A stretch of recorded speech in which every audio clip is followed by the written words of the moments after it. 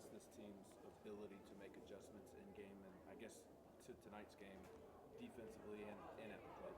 Yeah, I think it's strong. I think it comes from leadership combined with determination.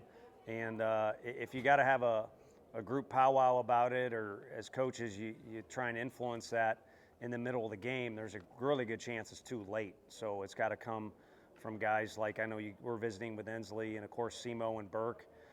It's why it's nice to have some guys that have been around not just the league, but been around our program, and they have influence not just with what they do on the field, but just in the dugout and communication, out there, and guys like Drew Beam too. So we're blessed to have that ability, because a game has very many different forms it can take on over the course of 9 innings, sometimes even extra innings. So you do kind of have to flow freely with it a little bit. You had a moment with Burke when he had the grand slam, just that emotion that the two of you had, and then the payoff for Burke as he's rounding the bases. Yeah, just me being an idiot, which by now everybody should be used to, so hopefully no scrutiny there. Coach E talked to him. I also talked to him. So, as a coach, you're trying to help as much as you can and almost kind of will it to happen. But, the player's got to do it. And he's done it in some big moments before, and that was a really big moment and a massive exclamation point that he did it with.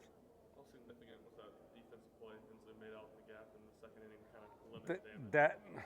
I kept saying it. I mean, in that inning, to get away with 3 was huge. It already kind of was a sucker punch, or they earned what they got, and we didn't play very good baseball that inning, and we kind of had a hangover in the dugout for a couple innings. Now Gainey's going really good on the mound, but it could have been even more detrimental if the numbers are a little different on the scoreboard. Plus, you got to score more runs than the other team. So it's good you notice that, because it was a massive play, just like Simo's was going to his right.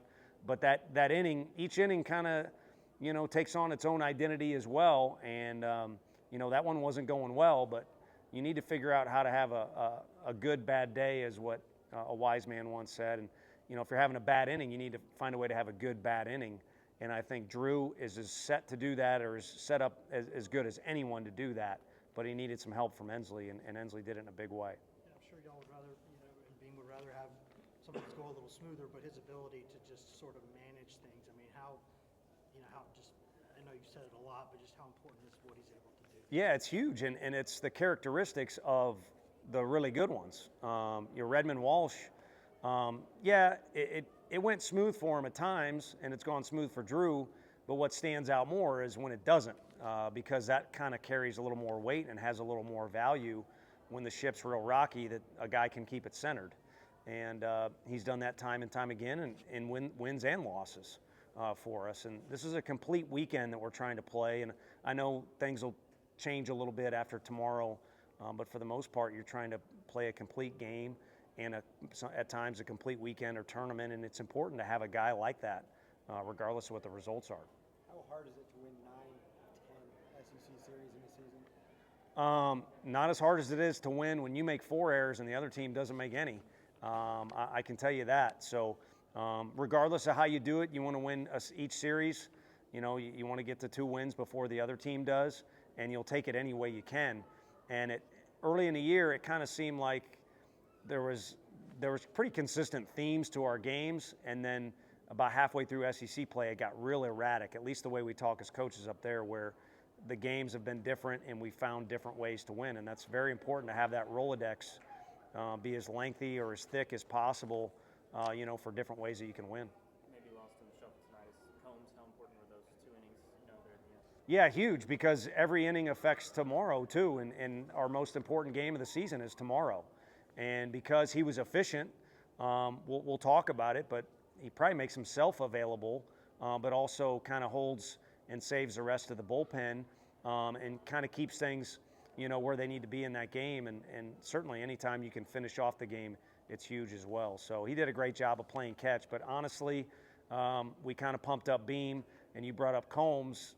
The best or favorite inning of the coaching staff just a second ago in the locker room was Banky's, because it was a swing part of the game, and for him to throw the way he did was huge. And we didn't play our best game defensively tonight, but Ensley makes that play, and Simo made a tremendous play behind Banky. And, when you throw strikes and you work ahead, the defense seems to play a little bit better. What gave you all the confidence to go to Binky? Such a big moment there. He was the guy. I mean, he was the guy, kind of scripted ahead of time, going into the weekend, going into today, and then in the middle of the game too. To be frank with you, we were going, no pun intended with the pitching fella, but we were going one hitter at a time, and he was throwing the ball really well. I mean, his misses were really good on top of the fact, he got 3 outs the way that he did. So he's our guy in certain situations, and there's kind of a pecking order, and I just vented some frustration with a couple guys I really hope get in the game tomorrow. But there has been a little bit of a pecking order and some roles established, so we'll kind of roll with it as we see fit. What did you see from their starter that he was doing so well, and how much did Simo's homer kind of allow everybody to relax in the dugout? I think, you want a 1 on the board over a 0 to know that you can do it, but overall. But I think with this group, they know they can do it. And again, he was throwing the ball really well. I think we let the poor play in the second inning carry over a little bit, so it contributed a little bit. But we knew how good that guy was based off video. We had talked about it before the weekend rolled around, and we were kind of wondering when we were going to see him. And he was as advertised, and I'm hoping he would say he was feeling a little bit tonight. Even if he wouldn't say that, the guy's got a chance to pitch in the big leagues. But he was grooving. And tomorrow again is the most important day, but around the corner, you have to be realistic and admit that it's postseason play. If you want to have a happy meeting in the outfield at the end of a game, you're going to have to beat a guy like that. So again, different ways of gaining experience in recent weeks has been huge for our group, and that's another way. Couple more. You mentioned Ensley moved up in the order because he deserved it. How much more has he validated your decision after today's game? Yeah, it helps. We always, I say to you, not in jest, good players will make you look smart. But I think you can kind of piece together a few different lineups, with our group. You got a guy with a lot of power hitting in the leadoff spot, and you could go kind of on and play with it differently. So we have, I would say more, we have the benefit or the luxury of moving guys in and out. And I just walked past a really good hitter on the way in here that deserves to be in the lineup, didn't get any at-bats tonight. So I would call it a little bit of a luxury. The key is for us, the guys that do get the opportunity, they look around and realize they don't have to be the guy. We can all do it together as a group, or they all can do it together, and Buddy will pick them up if they don't. 11 grand slams on the season, breaking a single-season record in SEC play. I know you don't care too much about the numbers, but what does that say about this team? Yeah, no, I'll take that number for now. Once tomorrow the sun comes up, it doesn't matter anymore unless, something else happens with that number. But I think it's a reflection of this is a group that doesn't let the moment get too big at times. I could list off a few guys that pop into my head, but I'd probably leave somebody out. But it's fun to hit with the bases loaded, and the pressure is on the other guy. But that's easier said than done when you're in the batter's box, and our fans who have been really active the last 2 nights, that's a lot easier said than done. So guys have fought their way on base a lot this year. So there's been other numbers. John Wilkerson knows them all. He's thrown at me with like runners on or RBI situations.